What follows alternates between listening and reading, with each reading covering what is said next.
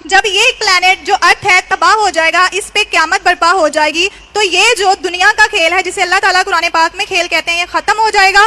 کیا اللہ نے صرف ایک ہی دفعہ یہ دنیا بنانی تھی اور ایسی مخلوق بنانی تھی؟ تو مجھے ایسا لگتا ہے کہ ڈیفرنٹ گلیکسیز کے اندر ڈیفرنٹ اسی ہی طرح کے ارتھ پلانٹس موجود ہیں جس میں ہماری ہی طرح کی مخلوق پائی جاتی ہے، اور جس کے حوالے سے اللہ تعالیٰ نے اپنے آپ کو رب عالمین اور حضرت محمد صلی اللہ علیہ وآلہ وسلم کو رحمت للعالمین کہا ہے۔ تو میرا عقیدہ اچانک سے اس طرف جانے لگتا ہے کہ جیسے ہندوازم میں جو جنم کی بات کی جاتی ہے وہ سچ ہے، کیونکہ شاید اسی ارتھ کے پیرالل یا اینٹی پیرالل دوسری گلیکسیز کے اندر بھی یہ سلسلہ چلتا رہے گا۔ ایک دنیا ختم ہوگی تو دوسری دنیا بھی کہیں نہ کہیں اس وقت بھی چل رہی ہے اور دوبارہ بھی چلے گی۔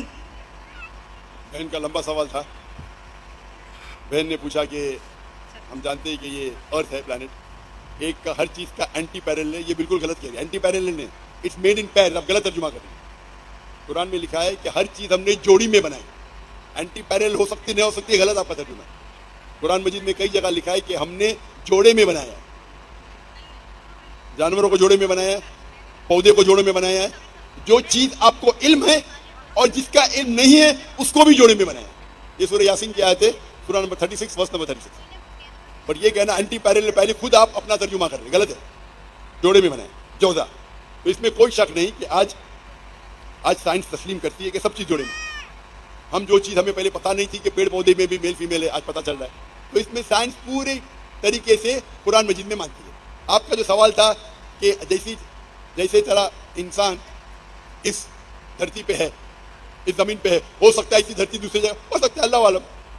اللہ تعالیٰ فرماتے ہیں اللہ نے آسمان بنائے، دھرتی بنائے، اس کے بیچ میں بھی ڈالے ہے، اس میں دیر از لائف بسائڈ دس ارتھ، اس دنیا کے علاوہ بھی جان ہے۔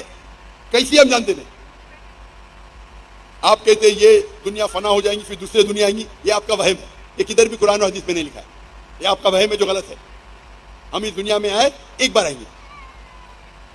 محمد صلی اللہ علیہ وسلم عالمین ہے، رحمت العالمین ہے، بالکل صحیح۔ اس دنیا کے عالم ہیں، جن کے رحمت العالمین ہے، سب کے لیے۔ ہم جانتے نہیں کتنے عالم ہیں۔ یہ کہنا کہ دنیا فنا ہوگی پھر دوسرے آ جائیں گی، اور ہندوازم کے بارے میں، بدھ کے بارے میں آپ دو چیز کو جوڑ دیے اور بالکل غلط کر رہی ہیں۔ تو یہ کہنا کہ ہندوازم کے اندر جو برتھ میں مانتی، اس کا جواب میں دے چکا ہوں، آپ میری اگر کسر سنیں گے، سملر اسلام اینڈ ہندوازم، یہ جو ان لوگ کہتے ہیں سمسکارا، کہ ہم recycle of birth and rebirth, یہ ان کی غلط فہمی ہے۔ جو ہندوازم میں آتا ہے وہ پنرجنم، پنرجنم مینس پنر مینس نیکسٹ، جنم مینس لائف۔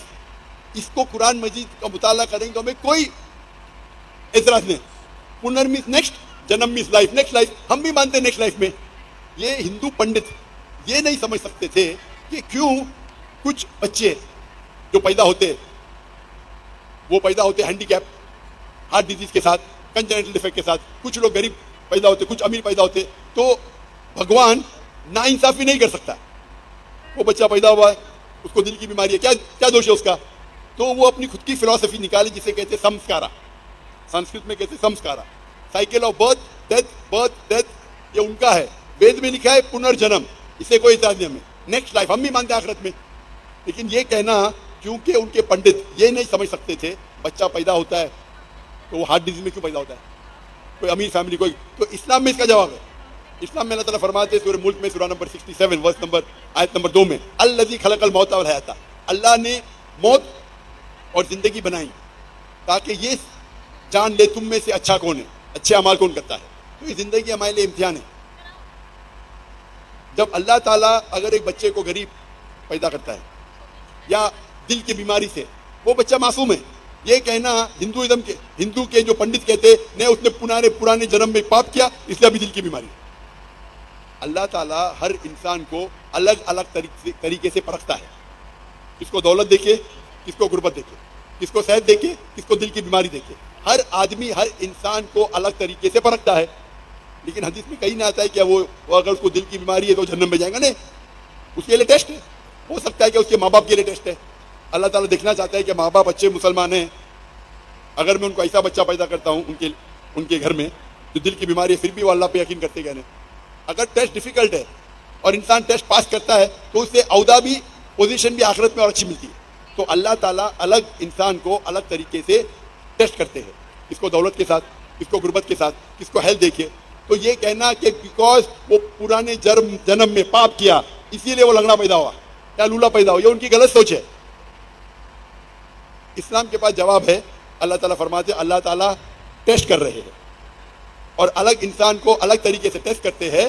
اور کوئی انسان غریب ہوتا ہے اس کا مطلب نہیں کہ جنت میں جائیں گا.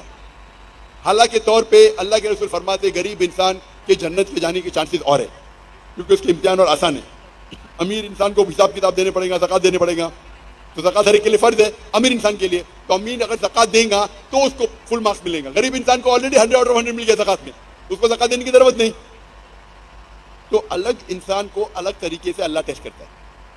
اور اس کو ڈیٹیل میں نے ذکر کیا، میری تقریر میں آپ چیک کر سکتے ہیں. یہ کہنا کہ دنیا الگ آئیں گی، نئی نئی دنیا رہیں گی، یہ آپ کا وہم ہے اور بالکل غلط ہے.